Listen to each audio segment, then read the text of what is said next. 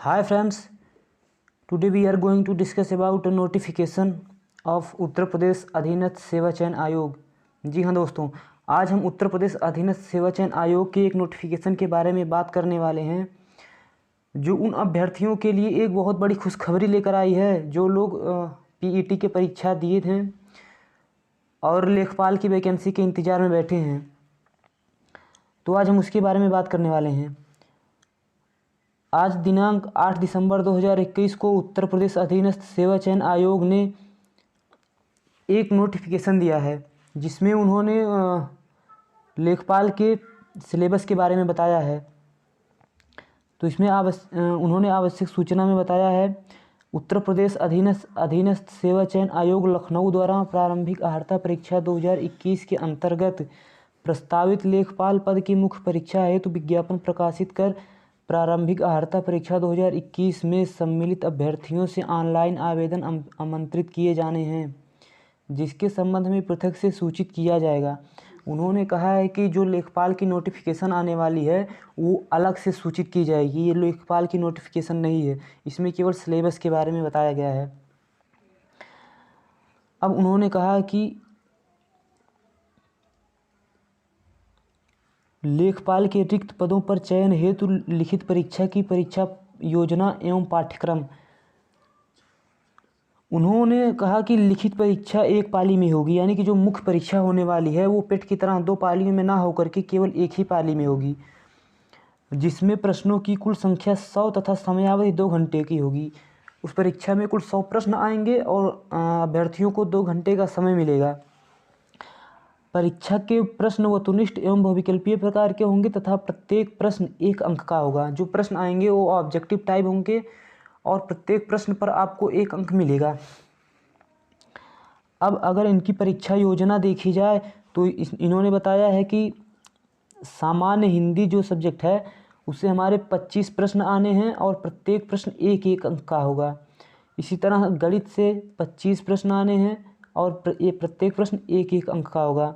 सामान्य ज्ञान से भी 25 प्रश्न आएंगे और प्रत्येक प्रश्न 1 अंक का होगा। इसी तरह ग्राम समाज और विकास से भी 25 प्रश्न आएंगे और प्रत्येक प्रश्न 1 अंक का होगा।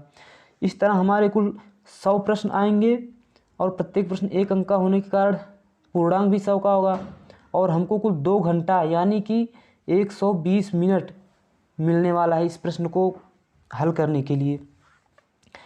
अब इन्होंने नोट में बताया है कि उपयुक्त परीक्षा है तो निगेटिव मार्किंग ऋणात्मक अंक भी दिया जाएगा इस परीक्षा में। जो प्रश्न के पूर्णांक का 1/4 यानी कि 25% होगा। अब अगर हम सिलेबस देखें तो इसमें सामान्य हिंदी में बताया गया है। जो सामान्य हिंदी का सिलेबस है उसमें सबसे पहले समास है, समास के बाद पर्यायवाची है, विलोम है, तत्सम तद्भव हैं, संधियां हैं, वाक्यांशों के लिए एक शब्द निर्माण, मुहावरे एवं लोकोक्तियां हैं, वाक्य संशोधन है, लिंग, वचन, कारक, काल यानी कि टेंस, वर्तनी, त्रुटि से संबंधित है, अनेकार्थी शब्द, अपठित गद्यांश पर आधारित प्रश्न। यानी कि जो सिलेबस है वो कोई बहुत बड़ा सिलेबस नहीं है हिंदी का, वो एक नॉर्मल सिलेबस ही किया गया है जैसा इसमें पेट में जो हिंदी थी लगभग उसी तरह है। अगर हम गणित की बात करें तो इन्होंने गणित के जो सिलेबस है उसको 3 भागों में बांट दिया गया है। पहला है अंक गणित एवं सांख्यिकी। अंक गणित एवं सांख्यिकी में सबसे पहले अंक गणित का पोर्शन है, जिसमें संख्या पद्धति यानी कि नंबर सिस्टम है, प्रतिशतता परसेंटेज है, लाभ हानि प्रॉफिट लॉस है। सांख्यिकी अभी इधर सांख्यिकी का सिलेबस है। सांख्यिकी आंकड़ों का वर्गीकरण यानी क्लासिफिकेशन ऑफ स्टैटिस्टिकल डाटा। अब उसके बाद है बारंबारता बंटन, सारणीयन, संचयी बारंबारता। अब इधर जो पेट में सिलेबस था डाटा इंटरप्रिटेशन का, जैसे कि आंकड़ों का निरूपण, दंड चार्ट, पाई चार्ट, आयचित्र और बारंबारता बहुभुज, और इसमें केंद्रीय प्रवृत्ति की माप, माध्यिका और बहुलक ये अलग से जोड़ा गया है। अब इसके बाद हम अगर आगे देखें तो इन्होंने बीजगणित का सिलेबस बताया गया है, लघुत्तम समापवर्तक एवं महत्तम समापवर्तक यानी कि एलसीएम और एचसीएफ। एलसीएम एचसीएफ हो गया। उसके बाद उन्होंने और उनमें संबंध यानी कि एलसीएम और एचसीएफ में संबंध। अब उसके आगे कहा गया है कि युगपत समीकरण यानी कि जो साइमल्टेनियस इक्वेशंस होती हैं वो सिलेबस में है। उसके बाद है द्विघात समीकरण यानी कि क्वाड्रेटिक इक्वेशन। उसके बाद है फैक्टर गुणनखंड और क्षेत्रफल प्रमेय यानी कि factor theorem and area theorem. उसके बाद अगर हम रेखागणित के सिलेबस को देखें तो इसमें कहा गया है कि त्रिभुज संबंधी पाइथागोरस का प्रमेय यानी कि जो पाइथागोरियन थ्योरम होता है वो है। उसके बाद है त्रिभुज है, आयत, वर्ग, समलंब, समांतर चतुर्भुज, समचतुर्भुज के परिमाप एवं क्षेत्रफल यानी कि जो जियोमेट्रिकल फिगर होते हैं, जैसे कि हो गया हमारा आयत हो गया, वर्ग हो गया, समलंब चतुर्भुज हो गया, समांतर चतुर्भुज हो गया, त्रिभुज हो गया, उसके परिमाप और क्षेत्रफल के बारे में आपको पढ़ना पड़ेगा। उसके बाद इसमें बताया गया है कि वृत्त का परिधि तथा क्षेत्रफल यानी कि जो सर्किल होता है उसका एरिया और उसका सरकमफेरेंस आपके सिलेबस में ये दोनों है। उसके बाद आगे देखें तो इन्होंने सामान्य ज्ञान में कहा है, सबसे पहले सामान्य विज्ञान आएगा, राष्ट्र और अंतर्राष्ट्रीय महत्व की सामयिक घटनाएं आएंगी, भारत का इतिहास, भारतीय राष्ट्रीय आंदोलन, भारतीय राज्य व्यवस्था, अर्थव्यवस्था, विश्व भूगोल तथा जनसंख्या, सामान्य विज्ञान के प्रश्न, दैनिक अनुभव एवं प्रेक्षण से संबंधित विषयों सहित विज्ञान के सामान्य प्रबोध एवं जानकारी पर होंगे। यानी कि जो ये प्रश्न आने वाले हैं ये आपके दैनिक जीवन से संबंधित ही होने वाले हैं। ये बहुत ज़्यादा हार्ड आपसे नहीं पूछे जाएंगे। ये ऐसे ही प्रश्न होंगे जो आप दैनिक जीवन में कहीं देखते हैं या सुनते हैं, न्यूज़ पे, टीवी पे या कहीं अखबार में आप पढ़ते हैं, वैसे ही क्वेश्चन आने वाले हैं जिनकी किसी भी सुशिक्षित व्यक्ति से अपेक्षा की जा सकती है। इसमें आगे बताया भी गया है कि आपसे वैसे ही प्रश्न पूछे जाएंगे जैसे कि एक पढ़ा लिखा आदमी से अपेक्षा की जा सकती है, हाँ ये उसका आंसर बता सकता है जिसने किसी वैज्ञानिक विषय का अध्ययन भी नहीं किया है। यानी कि अगर कोई आदमी पढ़ा लिखा है और उसने किसी वैज्ञानिक विषय का अध्ययन नहीं किया है, उससे अब ऐसे प्रश्न की अपेक्षा की जा सकती है। अब इसमें आगे बताए हैं, भारत के इतिहास के अंतर्गत आर्थिक, सामाजिक, सांस्कृतिक तथा राजनीतिक पक्षों की व्यापक जानकारी पर ध्यान देना होगा। यानी कि आप लोगों को भारत के इतिहास के अंतर्गत जैसे आप कोई पीरियड पढ़ रहे हो उसमें आपको आर्थिक, सामाजिक और सांस्कृतिक तथा राजनीतिक पक्षों के पर व्यापक जानकारी आपके पास होनी चाहिए। भारतीय राष्ट्रीय आंदोलन पर अभ्यर्थियों से भारतीय स्वतंत्रता के आंदोलन की प्रकृति तथा विशेषता, राष्ट्रवाद का अभ्युदय तथा स्वतंत्रता के प्राप्ति के बारे में सामान्य ज्ञान अपेक्षित है। यानी कि जो भारत में राष्ट्रवाद का उदय कैसे हुआ, कैसे विदेशी कंपनियां आईं, कैसे राष्ट्रवाद का उदय हुआ, उसके बाद स्वतंत्रता प्राप्ति कैसे हुई, ये सब क्वेश्चन में आने वाला है।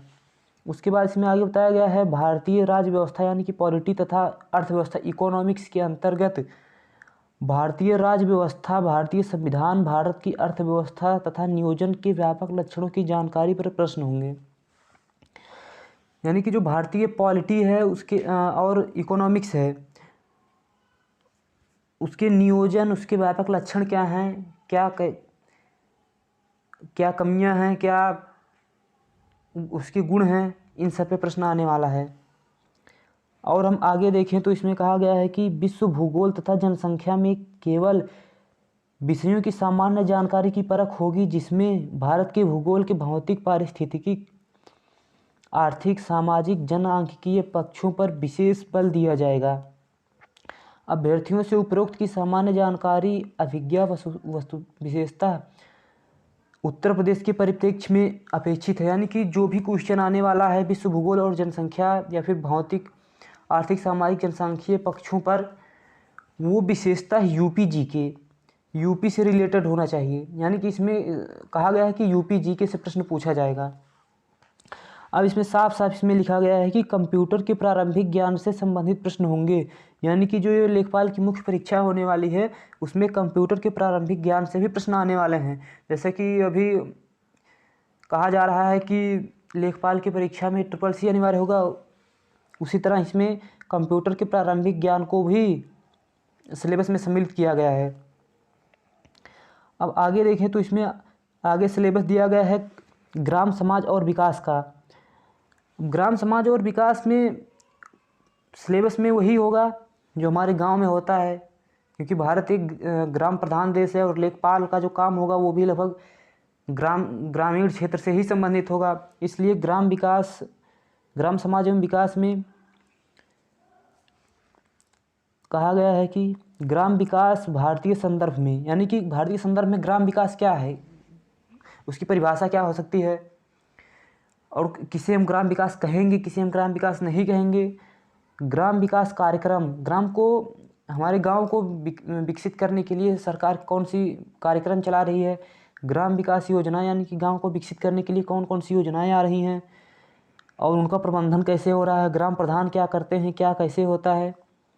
ग्राम विकास शोध प्रणालियाँ, ग्रामीण स्वास्थ्य योजनाएं, हमारे गांव में स्वास्थ्य को बेहतर करने के लिए स्वास्थ्य सेवाएं कौन कौन सी आ रही हैं। ग्रामीण सामाजिक विकास, हमारे ग्राम का जो समाज होता है उसका कैसे डेवलपमेंट हो। ग्राम में विकास और भूमि सुधार, हमारे गांव का जो भूमि होती है उसको किस तरह से सुधारा जाए, जैसे हमारी कृषि व्यवस्था अच्छी हो। त्रिस्तरीय पंचायती राज व्यवस्था, जो हमारी त्रिस्तरीय पंचायती राज व्यवस्था है उससे संबंधित प्रश्न पूछा जाने वाला है। केंद्र व राज्य की ग्राम विकास से संबंधित योजनाएं, और हमारी जो केंद्र सरकार होती है, राज्य सरकार होती हैं, वो हमारे गांव को विकसित करने के लिए कौन कौन से योजनाएं चला रही हैं, उनसे प्रश्न पूछा जाने वाला है।